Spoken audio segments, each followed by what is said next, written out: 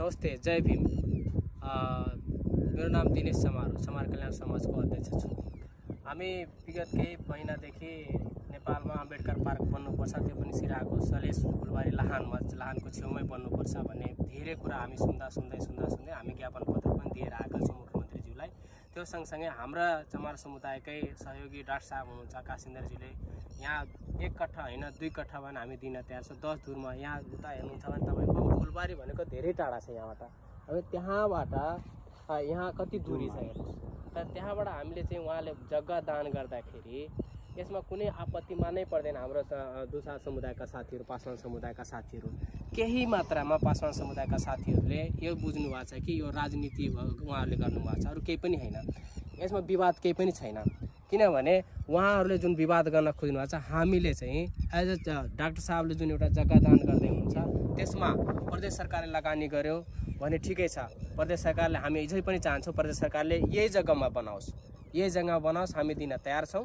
तर यसमा चाहिँ प्रदेश सरकारले बनाउँदाखेरि हामी दिन भद्रीको पनि राख्छौँ, हामी राजा सलेसको पनि हामी चाहिँ रिसर्चको रूपमा चाहिँ हामी अगाडि बढाउन तयार छौँ। त्यसै गरी तपाईँको महामानव गौतम बुद्धको पनि बनाउँछौँ, सन्त गुरु रविदासको पनि हामी यही भूमिमा बनाउँछौँ। किनभने यसले गर्दा धेरै चाहिँ फ्युचरमा एकदम राम्रो हुन्छ, फाइदा पनि हुन्छ। किन भविष्यमै हामीले चाहिँ यहाँ चाहिँ डाक्टर साहबकै योजनाहरू छ, भोलि हस्पिटल हामी बनाउँला, अनि त्यसपछि फुलबारी हुन्छ, कति धेरै फाइदाहरू छ क्या। तर यसको कुराहरू उहाँहरूले बुझ्नु भएको छैन। म विनम्र बिन्ती के गर्छु, तपाईँहरू यो राजनीति अम्बेडकरलाई लिएर, दिना भद्रीलाई लिएर, राजा सलेसलाई लिएर राजनीति गर्न कुरा छोडिदिनुहोस् के। आफ्नो राजनीतिक दुकान चाहिँ बन्द गर्नुहोस्। यो कुरा मिलेर आउनुहोस्। तपाईँहरूले त्यहाँ दिनु भएन भने हामी यहाँ दिइरहेछौँ, आउनु सहयोग गर्नुहोस्। अहिले चाहिँ दलित समुदायमाथि तपाईँहरूले अन्याय हुँदाखेरि, हत्या हुँदाखेरि, हिंसा हुँदाखेरि यही साथीहरू जो विरोध गर्नुभएको छ उहाँहरूले किन बोल्न सक्नुहुन्न? हिम्मत छ भने बोल्नुहोस् न त। किन हिम्मत छैन? सिराहामा चाहिँ एउटा शिक्षकलाई तपाईँलाई चाहिँ घरबाट घरभेटी निकालिदिन्छ दलित समुदाय भएकै कारणले गर्दा। त्यहाँ कुन दुलोमा लुकेर बस्नुहुन्छ? किन बोल्न सक्नुहुन्न?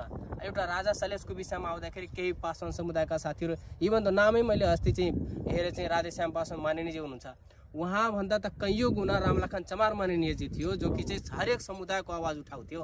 ऊ चाहिँ एउटा जातको मात्रै भयो के। कति लाजमर्दो कुरा भयो के माननीयजी, होइन?